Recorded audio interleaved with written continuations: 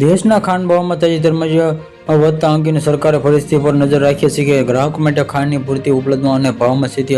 સુનિશ્ચિત કરવા માટે અનેક પગલાં લીધા છે. 20 જુલાઈ 2024ના રોજ ખાંડનો ભાવ પ્રતિ કિલો 48.18 રૂપિયા હતો અને 20 ઓગસ્ટની 2024ના તળિયે વધી 55 થી 70 રૂપિયા પ્રતિ કિલોગ્રામ થયો છે. અને સરકારે સ્પષ્ટ કરી છે કે ખાંડના ભાવમાં તાજેતરમાં વધારે ઇથેનોલ ઉત્પાદન માટે ખાંડનો ડાયવર્ઝન સાથે જોડાયેલું યોગ્ય નથી, પણ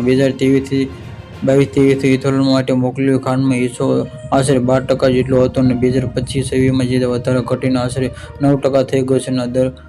આ દરમિયાન જે દેશમાં ઉત્પાદિત ઇથેનોલનો લગભગ 3/4 ભાગ અનાજમાંથી આવે અને મુખ્યત્વે મકાઈમાં ખાંડ ભાવમાં હાલમાં વધારો અને અન્ય કારણો જણાવવામાં આવ્યું છે. અપેક્ષા કરાય છે કે સ્થાનિક ઉત્પાદન, તહેવારોની મોસમ પહેલા માંગમાં વધારો, શેરડીના પાકના હવામાનના કારણે નુકસાન, વૈશ્વિક ખંડનો પુરવઠા ઘટાડો, કેટલાક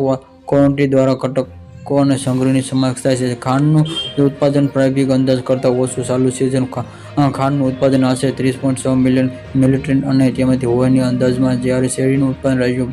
પ્રાથમિક અંદાજમાં 67.3 મિલિયન મેટ્રિક ટન શેરડીનો પાક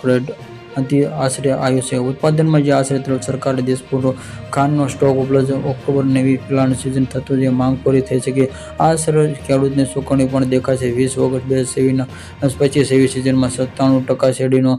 જે ભાગ લેતા જે દેખાઈ રહ્યા છે, જેમાં ખાંડ મિલો સુધીમાં નવું નાણાકીય સરકારી સહાયમાંથી નિર્ણય પર ઓછી 2014થી 2021 ખાંડનો ઉપયોગ આશરે 71,46,000 સબસિડીમાં મળતા, જેમાંથી જાહેર કરવામાં આવેલા પુરવઠો વધારવા માટે મુખ્ય સરકારી પગલાં જણાવતા મુખ્ય